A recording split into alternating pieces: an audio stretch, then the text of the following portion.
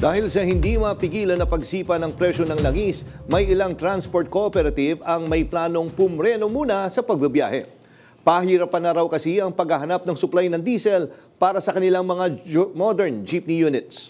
Kapag natuloy ang tigil pasada nila, mala domino effect dahil pati ang mga commuter sa kanilang lugar apektado rin. At live mula sa San Jose del Monte, Bulacan, naroon si JM Pineda. JM, ano ba yung problema? Kulang sa supply o yung mahal na presyo ng diesel? Actually, Jack, meron naman talagang supply ng diesel na makukuhanan itong mga transport cooperative, especially dito sa San Jose del Monte, Bulacan. Pero kasi ang problema nila ay yung mahal na presyo nito. Ang nangyayari pa nga daw sa tuwing umiikot sila sa iba't ibang parte dito sa Bulacan, ang nangyayari ang presyo umaabot sa 115, 120 pesos kada litro. Kaya ang nangyayari, hindi na nila tinutuloy yung pagbili. Swerte nga lang daw kahapon yung isang transport cooperative dito sa San Jose del Monte na nakabili siya ng halos 106 pesos. Pero mahal pa rin daw yun, kaya nagbabalak na nga silang igarahe muna yung kanilang mga modern jeepneys.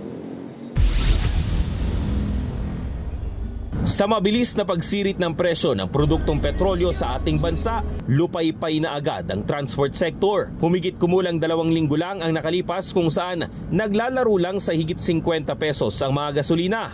Pero ngayon, tumalo na agad sa 100 piso ang presyo ng diesel. Pangamba ng karamihan, posibleng umakyat pa ito sa mga susunod na linggo. Sa mga karatig na probinsya ng Metro Manila gaya sa Bulacan, umaaray na ang mga motorista, lalo na ang mga PUV. Ang Francisco Homes Transport Cooperative nga sa San Jose del Monte, Bulacan, nagbabalak na igarahe muna ang mga modern jeepney nila habang mataas pa ang presyo ng diesel. Kahit ang mismong supply kasi nila para sa mga units, kakapusin na rin. May mabibila naman daw sila ng diesel sa mga supplier, pero nasa 100 piso kada litro na rin ang presyo nito. Bukas yun sana, Sabado, wala sila kami biyahe. So, possible bukas kung sakaling hindi kayo Opo, makakuha. nakakuha ako kakapon. Kaya awan siya ng Diyos. Malit lang nakuha ko. Sila pang samantala lang kasi. Sa pagtaas ng asin Lahat yun, magsimula sa Bustos. Ano sa Plaridel, inikot ko, dumaan ako doon sa May Marilao. Talagang line of 100 siya talaga. 109, 107, may 99.9, 100 na rin yun. Magkano yung nakuha nyo kahapon, Ang nakuha ko kakapon, sir, yun. sa tingin nyo ilang araw yung gano'n? Sir, 3 araw lang, sir, yun. Ang mga driver at passenger assistant officer o PAW ang lubhang apektado nito. Kada araw kasi may kota na kailangan makuha ang bawat unit na umaabot ng 17,000 pesos. Nasa 9,000 piso dyan ay ipapakarga nila ng diesel at mayroon pang terminal fee na nasa halos 1,000.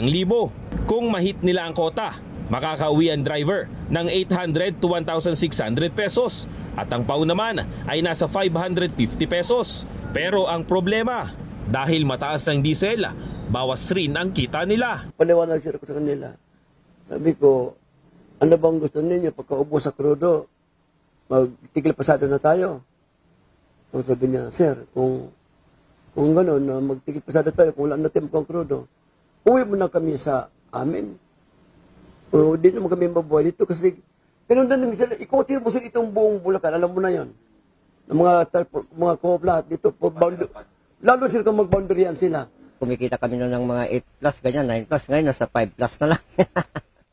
Kahit ang mga pasahero, wala ring kawala dahil ang mga modern jeep na ito ang tanging transportasyon na mura pa palabas sa highway. Kunwari, papuntang Francisco po, pahirapan po talaga yung sakayan ngayon.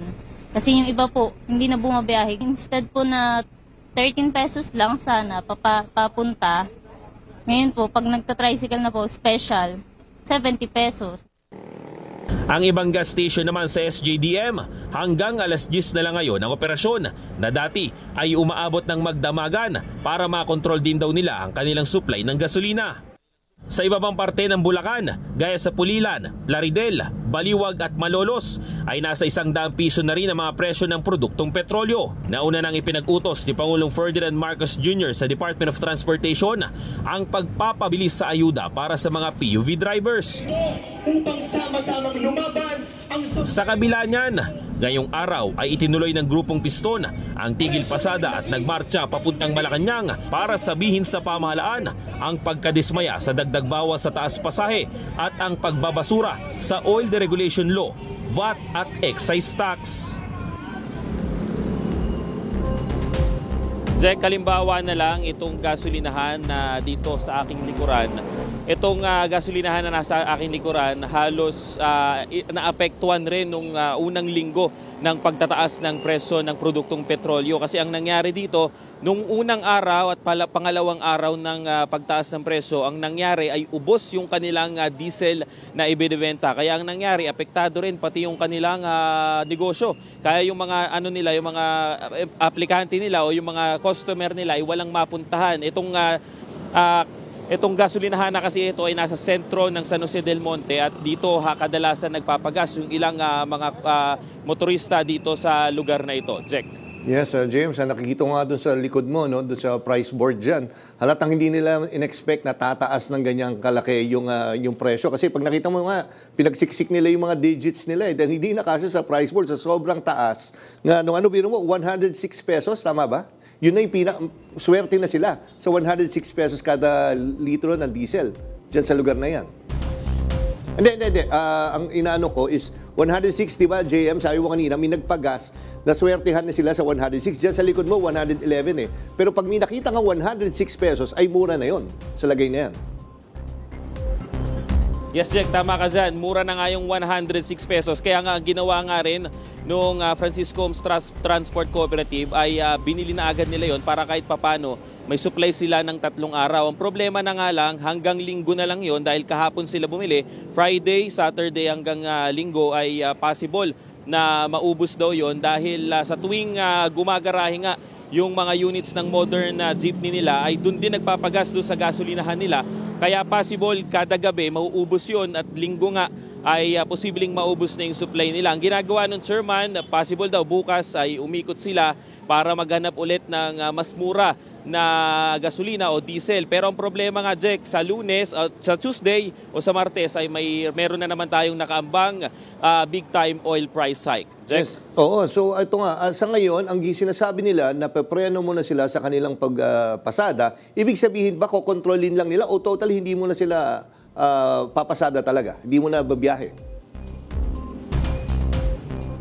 Jack, sa ngayon ang sinabi sa atin na impormasyon nung FHTC, possible na mangyari ay yung ibang units nila ay hindi mo na papabiyahihin. Kasi ngayon, nung nakaraan daw, ang bumabiyahe sa kanila halos 55 na mga units. Maabot pa nga daw ng 60 paminsan-minsan. Pero pag nagkataon daw, ay possible bumaba pa yung bilang na yon. Dahil sa ngayon nga daw, ang bumabiyahe na lang ay higit 40 na mga units. At kung sakali mang magmahal pa ng tuloy-tuloy itong presyo ng langis ay possible na ang mangyari ay bumaba pa yung bilang ng mga units na bumabiyahe sa kanila. At isang ang epekto dyan ay yung pahirapan sumakay. Dito, Jack, sa kinalalagyan natin sa Tungkong Mangga sa San Jose del Monte, isa ito sa sentro. At dito kadalasan naghihintay yung mga taga Francisco Homes doon sa loob, papunta sa loob ng subdivision. At minsan umaabot ng 1 oras, 2 oras yung paghihintay nila dahil naaabutan na nga nung kaunting units nangyayari. Yung iba ay talagang tinitiis na lang, sumasakay ng isa pang jeep tapos magda-tricycle papaloob na ang cost nga nun ay nasa 70 pesos o minsan pa nga 80 pesos dahil nagtaas na rin ng pamasahe itong mga tricycle doon sa loob ng subdivision. Jack. So, ang sinasabi mo, kung sakaling mabawasan itong mga modern jeep, ang pinaka-alternative nila na sasakyan ay paano nga? Tricycle na lang, which is mas mahal naman. Yes, Jack, ganun na nga ang mangyayari. Ang possible na mangyari niyan, Jack, meron kasing dito sa kinalalagyan natin, merong traditional na mga jeep na dumadaan doon sa subdivision pero hindi pumapasok doon sa mismong loob. Ang tanging pumapasok lang doon sa mismong loob ng subdivision na yon ay yung mga modern jeepneys na parte ng kooperatiba. Kaya ang mangyayari niyan, mapipilitan yung mga pasahero na maghintay ng traditional jeepney at bababa doon sa kanto, sasakay ng tricycle para makapasok doon sa loob na na ang cost nga ay umaabot 70 pesos to 80 pesos. Mabanggit ko lang, Jack, dati umaabot lang ang presyo niyan 60 pesos, 50 pesos, pero dahil nga sabi rin ng mga tricycle driver, sila naman daw yung maapektuhan kung hindi rin sila magtataas ng presyo ng pasahe nila doon sa kanto ng subdivision na yon. Jack? Tapos JM, sinabi mo may mga gasolinahan na maaga nagsasara dahil kinokontrol ba nila yung supply? Kulang sila sa supply or ano yung problema doon? Jack, actually, hindi naman ganun kakulang yung supply nila. Ang nangyayari lang, minsan late daw dumadating yung supply, especially sa diesel.